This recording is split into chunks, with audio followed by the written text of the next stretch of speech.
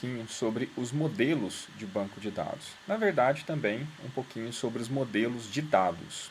É uma visão sobre os modelos com algumas características e particularidades. Bom, a gente começa pelo modelo relacional. O modelo relacional é um modelo amplamente adotado, né? A maioria das aplicações elas rodam a parte operacional com modelos relacionais, com dados, né, modelados de forma relacional. Tem muitos motivos para isso que a gente vai ver logo adiante. Mas é um modelo maduro, né? É um modelo já bastante difundido, tem bastante tempo sendo melhorado, implementa lógica matemática relacional. Então, ele possui muitas implementações, possui muitas ferramentas disponíveis no mercado, né? Muitos SGBDs disponíveis que implementam a lógica relacional. Então, ela oferece para a gente trabalhar, né, no modelo relacional, oferece muitas vantagens sobre o ponto de vista operacional, né, da informação na operação. Né?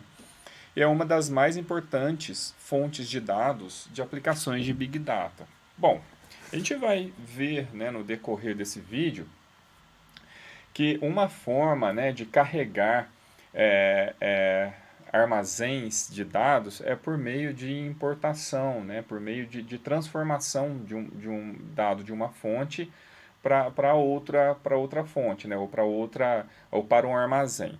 Então a gente vai ver basicamente aqui o ato de se conseguir a informação, de se ter acesso à informação que ela é gerada por meio de ferramentas lá do operacional, transformar essa informação em informação, né? Transformar esses dados em informação para apoio à tomada de decisão é algo muito desejável. Então é nesse contexto que a gente vai começar essa conversa nesse vídeo. Bom, os principais SGBDs, né? Aqui estão listados alguns SGBDs relacionais. Temos o DB2, Firebird, Infomix, Microsoft SQL Server, Oracle, PostgreSQL. Então, além desses, tem diversas outras ferramentas, MySQL também muito utilizado. Então, tem diversos outros SGBDs que implementam, né, a lógica relacional.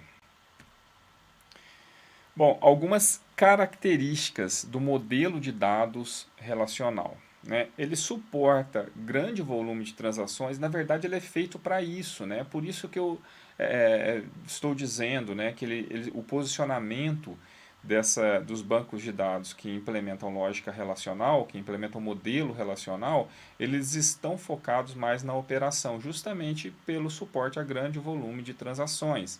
Essas transações elas são basicamente inclusões, exclusões, alterações e consultas. Né? Então, os dados para sofrerem, né, esse volume muito grande de transações, eles devem estar organizados, né, de uma forma que favoreça, né, a esse tipo a esse volume de transações. Então, a lógica relacional ela é a lógica, é o modelo que mais é adequado para isso, né? Justamente por não ter redundância, as consultas serem menores, indexadas, né, são várias vantagens que a gente tem no modelo relacional, ele é rápido. Então, ele é rápido principalmente nas operações de inclusão, exclusão e alteração. Não que na consulta ele não seja, né? É que na consulta o fato de não ter redundância ou da redundância ser algo que deva ser é, evitado, então a gente precisa de fazer diversas ligações, né, de tabelas. Então a gente tem aí muitos inners que para formar a informação, né, mais completa, é, uma vez que nós não temos a redundância, então essas informações elas estão espalhadas em diversas tabelas. Então, não quer dizer que ele não seja rápido para consulta. É que dependendo, né, da forma como você quer montar a informação a ser exibida, a consulta ela é um pouco mais cara, né, do ponto de vista computacional. Nós vamos ver que tem, né, diversos outros meios. Mas como já foi dito, né, é um banco de dados, é uma estrutura, é um modelo que está voltado mais para a operação. Então, as consultas, elas tendem a não ser consultas analíticas, né, e sim consultas para dar continuidade ao fluxo operacional, né?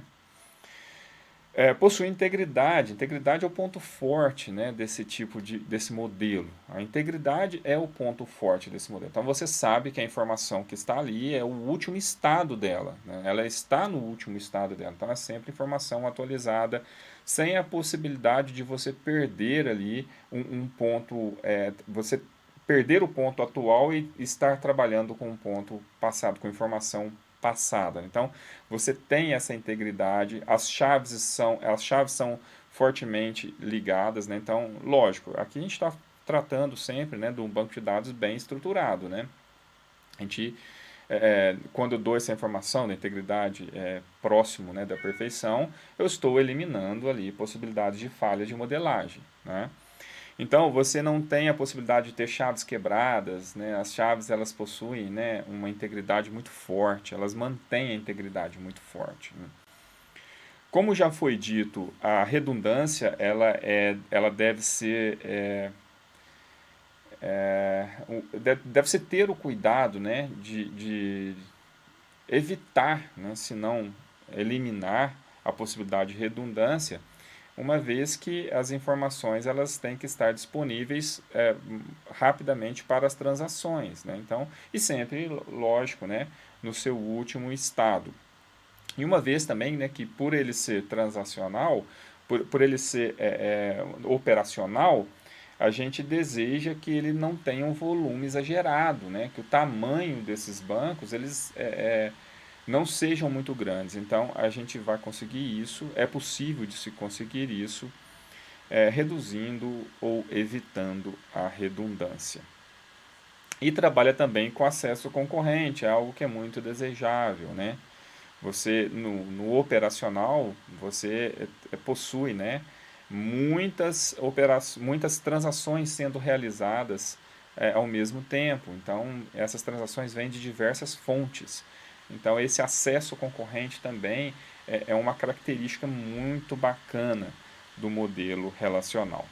Então, ele é responsável por suportar a operação do negócio. Então, ele é muito operacional. O modelo relacional é muito operacional e ele executa, ele faz, né, o controle das transações. Ele cuida, né, do controle das transações, visto que o volume, né, de concorrência nas transações é muito grande, né? E ele também, né, possui alguns pontos fracos. Um ponto fraco muito importante de ser dito aqui é que ele não tem muito poder de análise, né? Os dados eles estão ali, redundância eliminada ou evitada ao máximo, e você possui ali as informações de uma forma que elas estão tratadas, estão organizadas, estão modeladas para favorecer o operacional. Quando eu digo operacional, gente, é o RP ali funcionando, o operador fazendo lançamentos, alguém entrando num cadastro alterando uma informação, outro operador realizando uma venda, né? Toda essa parte ali do RP, né? Do software de frente ali para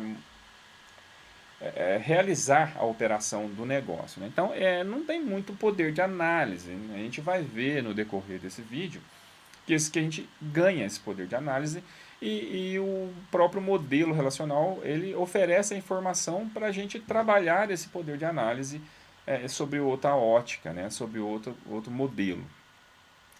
A escalabilidade não é muito boa também, né, não é muito fácil, né, digamos assim, porque a gente tem um modelo fechadinho ali, tudo trabalhadinho. Se você precisa de aumentar uma ou outra tabela ali para suportar mais uma operação, essa escalabilidade ela é um pouco custosa, né? Então não é muito fácil de tratar a escalabilidade. E a redundância, que é um ponto forte, né, do modelo relacional, a reduzir a redundância. Porém, você reduzindo a redundância, você perde o histórico. Então, ela é um ponto, a redundância, ela chega a ser um ponto forte, né? Você não ter a redundância, e um ponto fraco, o fato de você não ter a redundância. Depende sobre o ponto de vista que você está olhando, né? Por exemplo, eu tenho lá um operador, um cliente no meu banco de dados, e o operador vai lá e cadastrou esse cliente. Tá? Cadastrou esse cliente ele era um cliente que tinha sei lá, ele tinha uma classificação Silver, né? Então é um cliente que entrou e tinha classificação Silver. Beleza.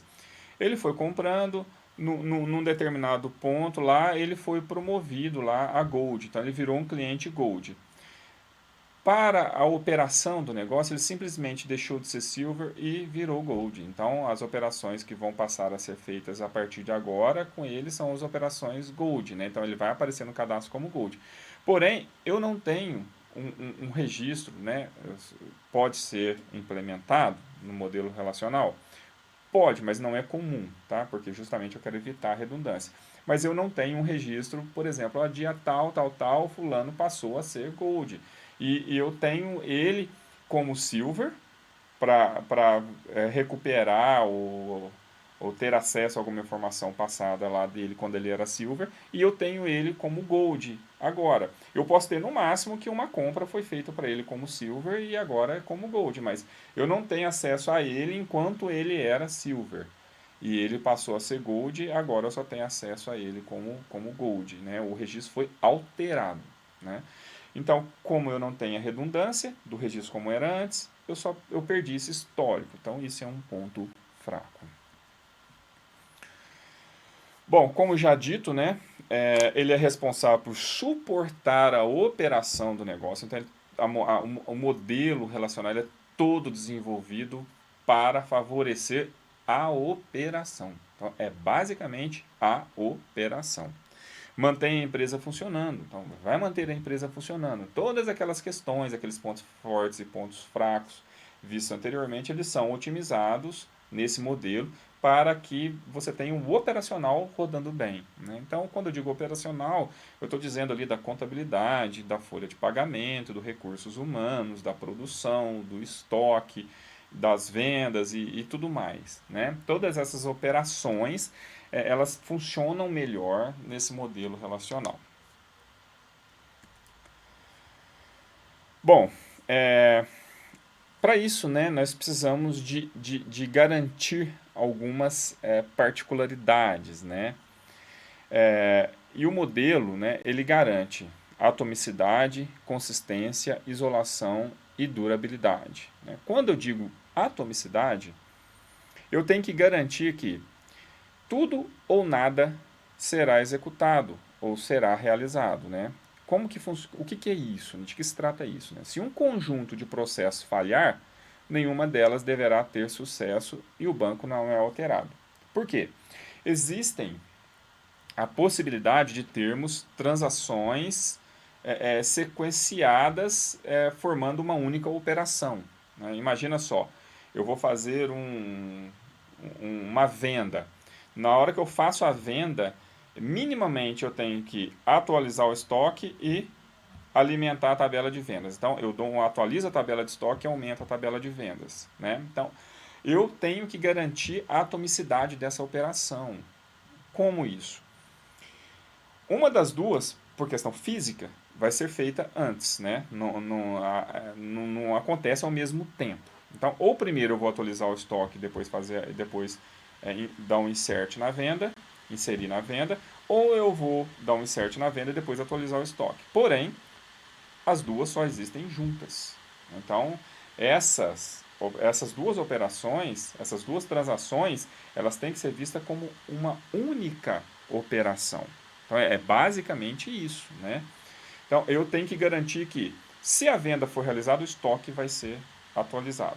Se o estoque for atualizado, a venda tem que ser realizada.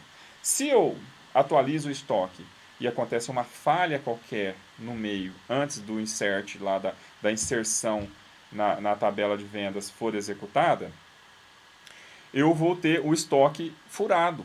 Né? O estoque foi atualizado, eu reduzi lá a peça que eu vendi, o produto que eu vendi, e não fiz a venda desse produto. Né? Então, ou o contrário, eu fiz a venda do produto e não atualizei o estoque.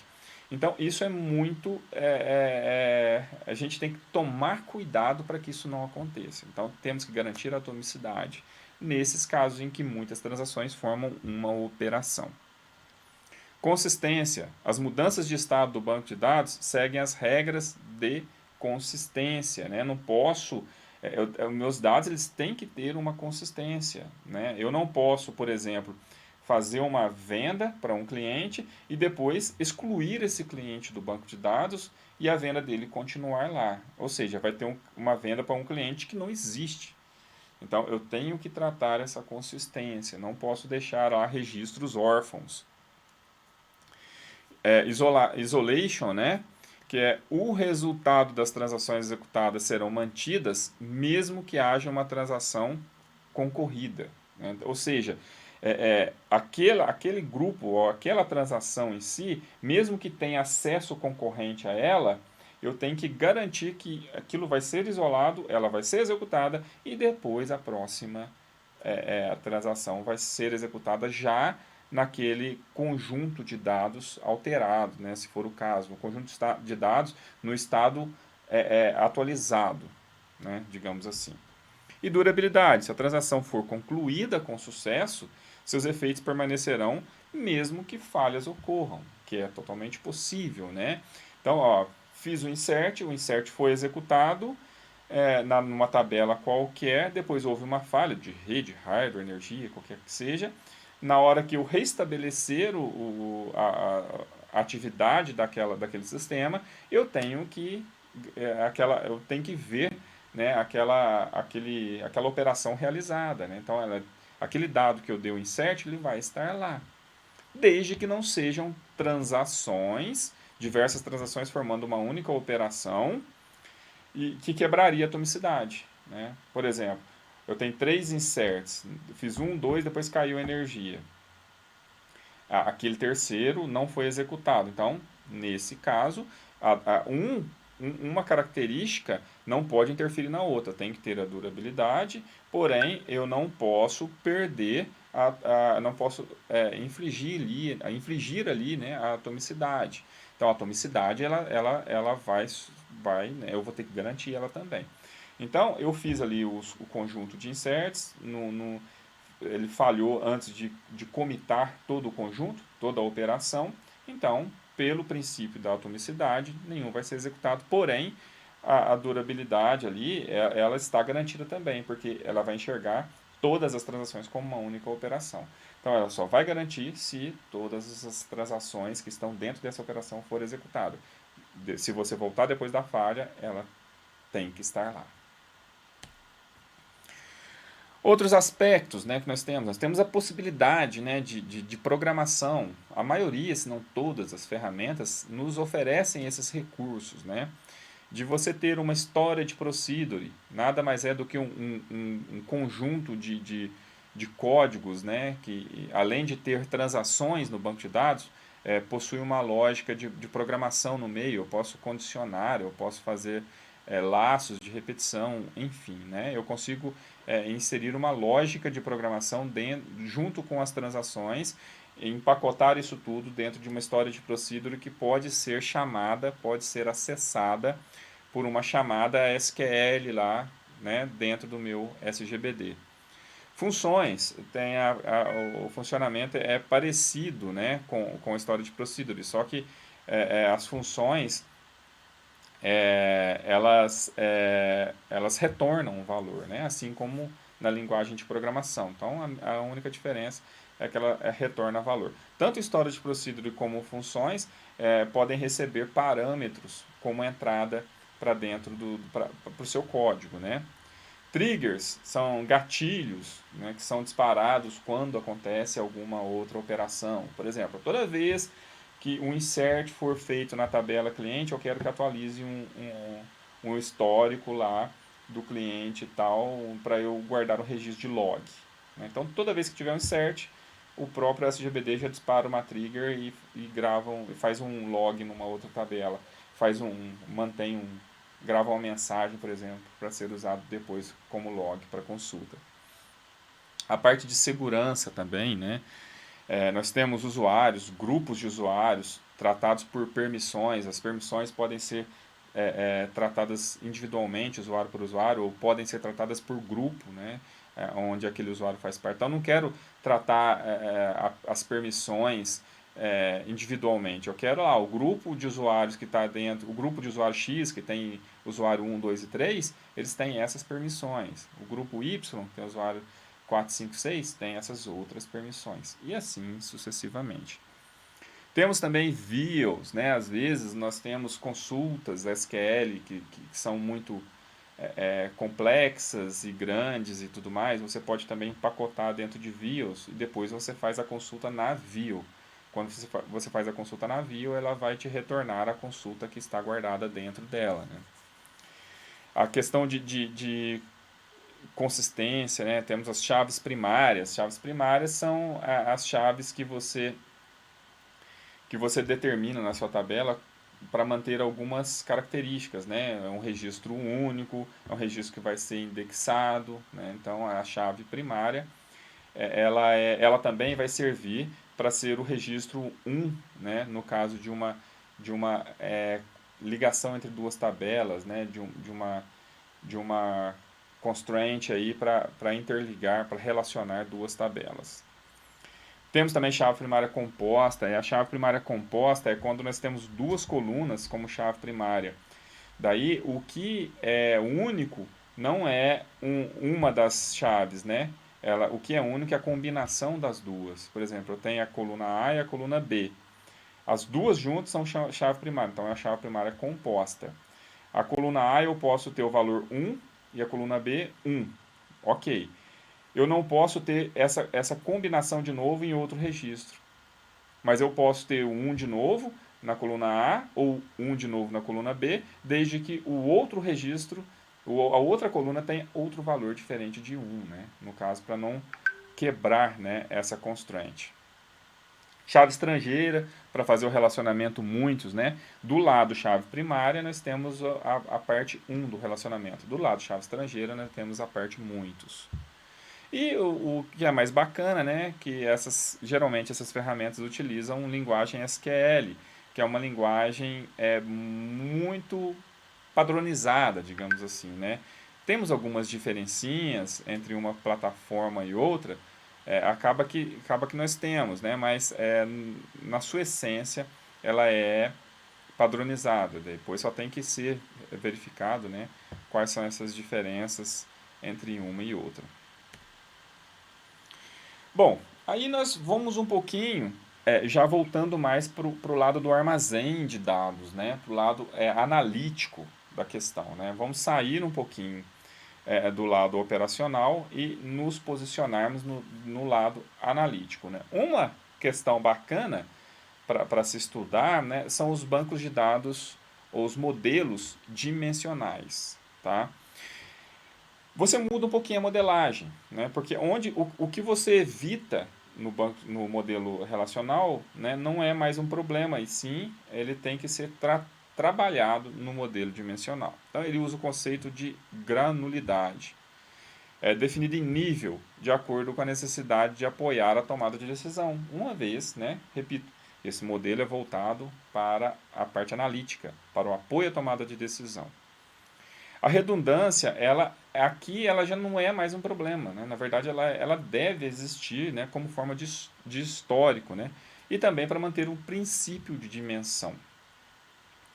Né? Uma vez que nós temos aqui no modelo dimensional, a modelagem ela é voltada para as tabelas fato e as tabelas dimensões. Né? Então, nós temos as tabelas fatos e as tabelas dimensões. Dando um exemplo bem rápido, por exemplo, vendas. Né? Vendas seria uma tabela fato, né?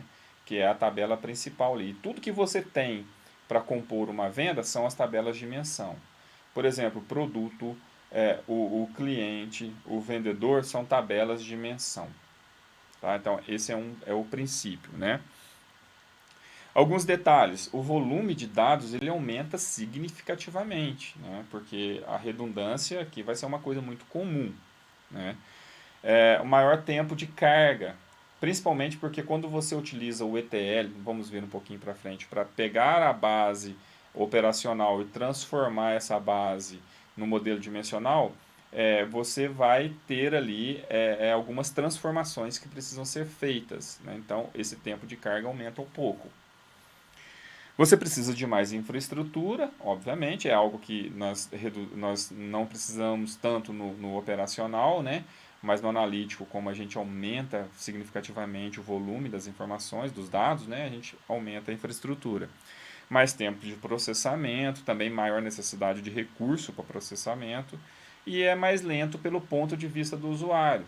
Porém, como ele é analítico, ele não é operacional, não é um problema tão sério isso, né? Você pode rodar lá uma visualização, um gráfico, um relatório, um cubo, OLAP, ou qualquer coisa assim, e ele vai levar um tempo para processar e te retornar essa informação, né? É lógico que isso depende do tamanho da sua estrutura. Mas para análise, apoio à tomada de decisão, isso não é um problema que seria lá no modelo operacional. Imagina só se a gente trabalhar sempre na mesma base de dados e para eu poder fazer uma venda lá, o meu sistema tivesse que demorar muito porque o volume de dados é tão grande que ele precisa de trabalhar e você precisa de tratar essas informações para ele poder funcionar operacionalmente. Então, isso seria muito complicado, por isso que a gente está dividindo os modelos, né?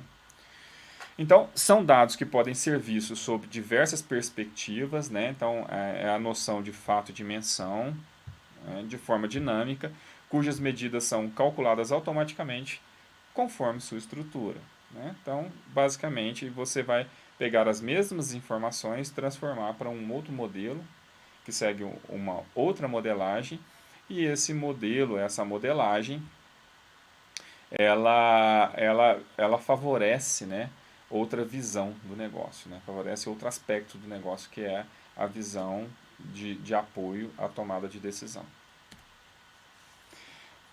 Nesse interim, nós temos os armazéns de dados, né? Que vamos falar do Data Warehouse.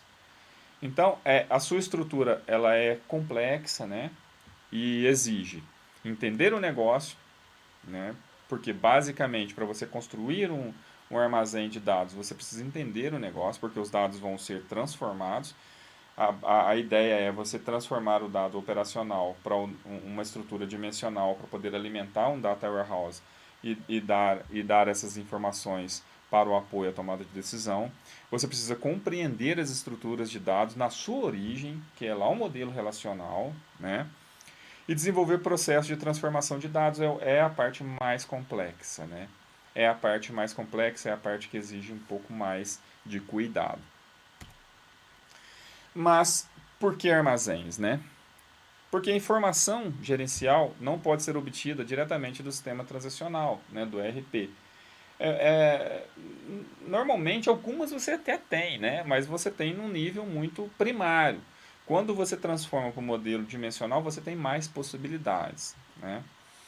O ambiente analítico não deve interferir no ambiente de transações. Por isso, os modelos ficam separados. Por isso existe a carga, né? Então, essa carga ela vai ler ali um período do seu banco de dados relacional e transformar no modelo dimensional para fazer uma carga lá no seu armazém de dados. Os dados no ambiente transacional não estão no formato adequado para análise. Não, porque eles estão no formato adequado para é, favorecer ao operacional, né? Não sem redundância, as transações os dados têm que favorecer as transações operacionais e tudo mais. Normalmente, dados de várias fontes devem ser consolidados para gerar informação gerencial. E né, essa questão é muito interessante, porque às vezes você tem um ERP e tudo mais, mas você tem um outro sistema lá um sistema assim, de marketing qualquer lá que está fora do seu ERP e você quer utilizar algumas informações desse outro sistema para alimentar também o seu apoio à tomada de decisão. Então, a sua informação ela pode vir de várias fontes. Por isso que é interessante você ter algum lugar para você concentrar todas essas informações. Então, por isso, os armazéns. Né? Problemas ou dificuldades.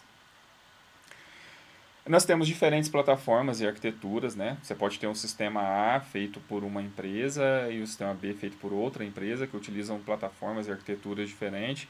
Aí o desafio é, na etapa de ETL, fazer a carga, né, do seu modelo dimensional para alimentar o seu armazém. Você vai ter que ler de um jeito num sistema, ler de outro jeito num sistema, transformar essa informação tudo, né, e deixar ela disponível para o usuário dentro de um armazém, né?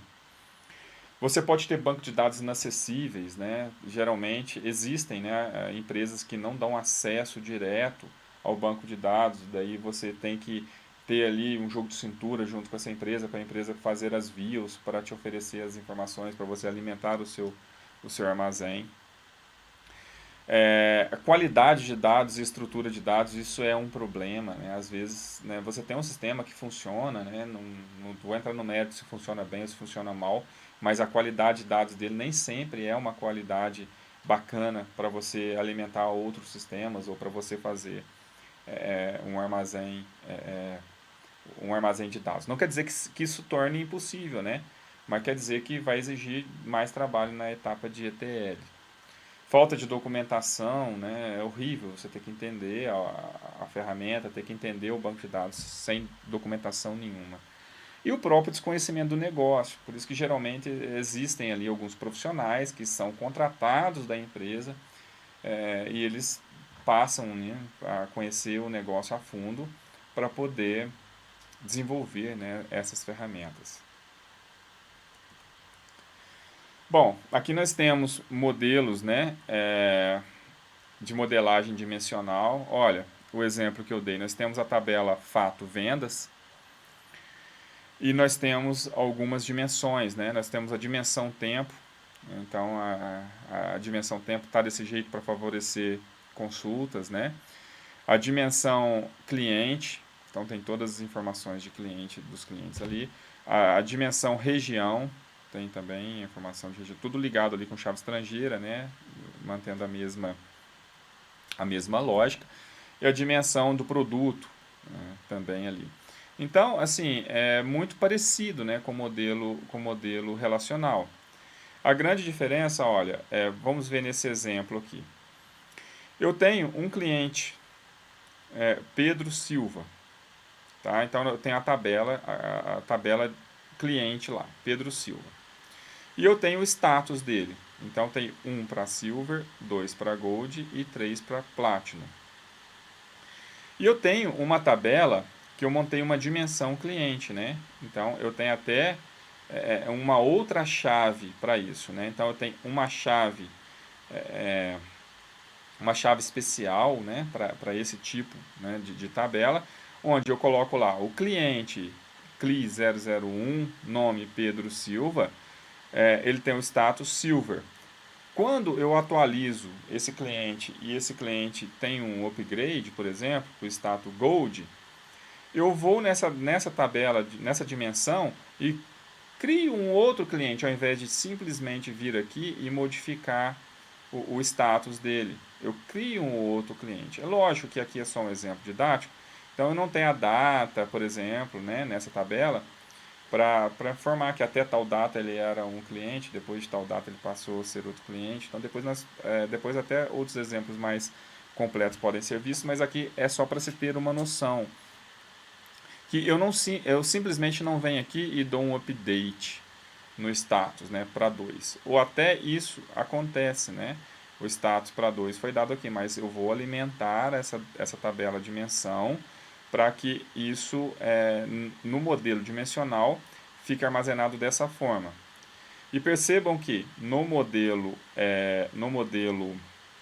operacional, né, no modelo relacional, ele simplesmente sofreu uma atualização, não tem redundância, tem uma linha só, porque é o mesmo cliente, ele só mudou de status.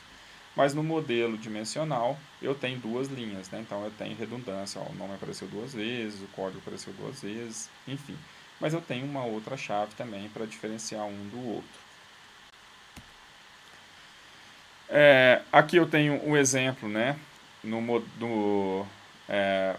modelo relacional, né, a modelagem no modelo relacional e a modelagem no modelo dimensional. Olha como as relações são feitas, né?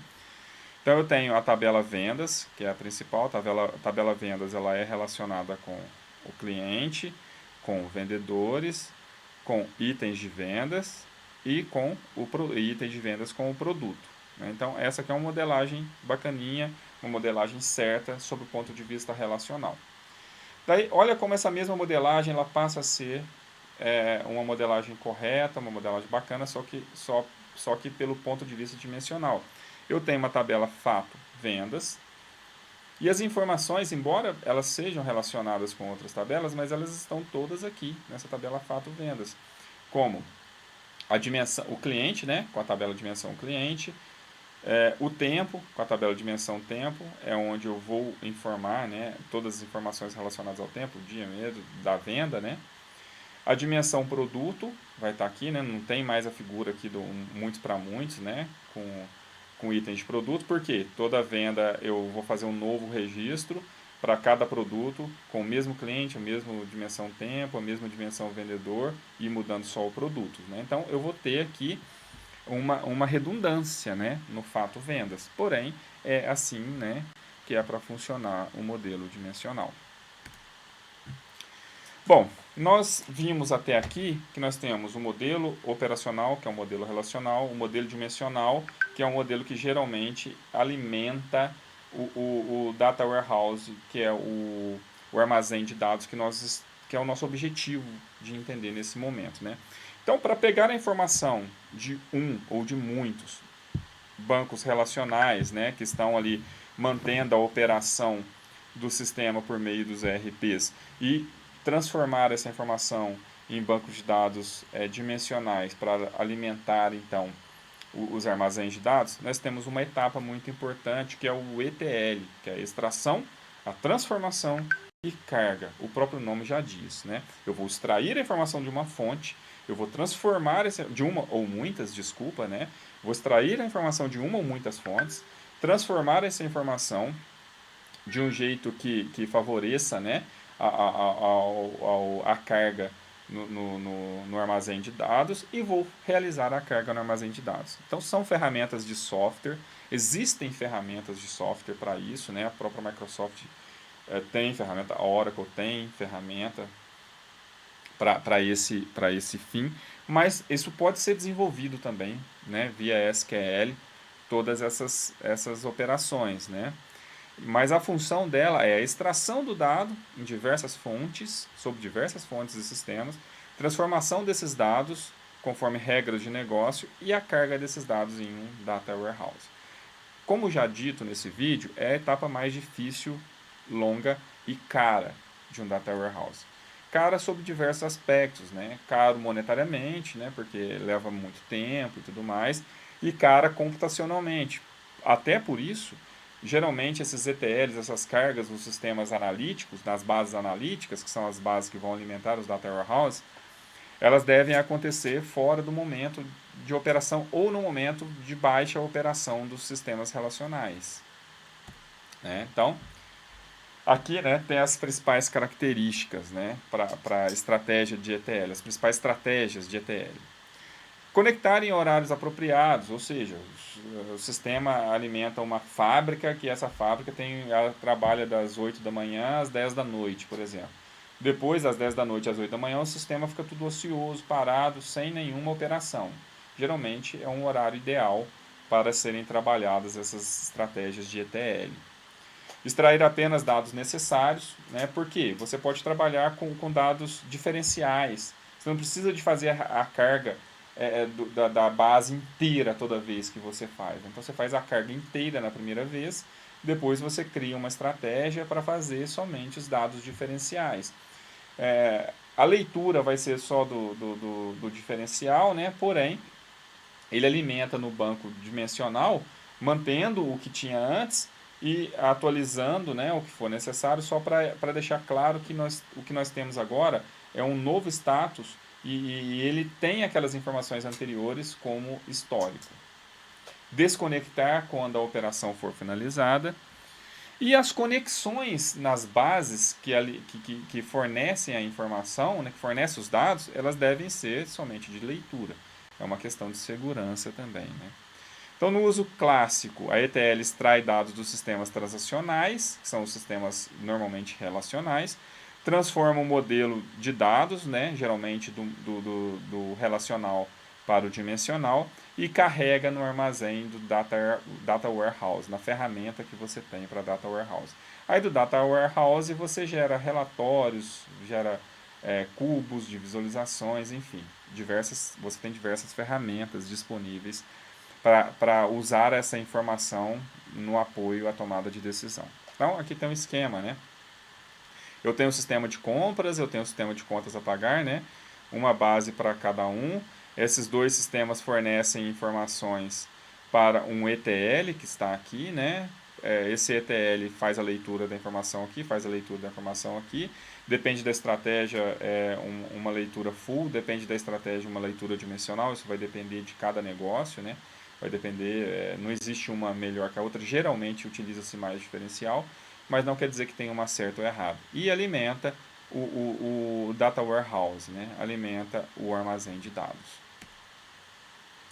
Então, aqui temos outro esquema, né? Um pouco mais completo, né? Nós temos sistemas operacionais, RP, CRM, arquivo, outros tipos de arquivo que armazenam informações. Então, nós temos aqui diversas fontes de dados. Esse ETL vai fazer a leitura nessas fontes, ele vai receber os dados, né, dessas diversas fontes. Ele vai tratar esses dados todos para alimentar o Data Warehouse. Esse Data Warehouse ele vai gerar as informações analíticas, né, para quem for utilizar. Então ele vai gerar OLAPs analíticos, vai gerar relatórios, mineração de dados e tudo mais, né, da forma como for necessário, da forma como for requisitado. Então esse é um exemplo bem bacana, né, do funcionamento do ETL. De cá nós temos normalmente as estruturas relacionais. Essa estrutura relacional ela é lida por uma ferramenta ETL, né? Entenda como ferramenta, não uma ferramenta proprietária ou que você vai adquirir de alguma empresa, mas podem ser consultas feitas pelo próprio engenheiro de dados, né? Quem estiver operando essa estrutura. Alimenta normalmente no modelo dimensional uma outra estrutura de banco de dados que a gente vai chamar de armazém de dados, que é o Data Warehouse, e daí as informações analíticas, as informações de apoio à tomada de decisão são geradas para quem precisar.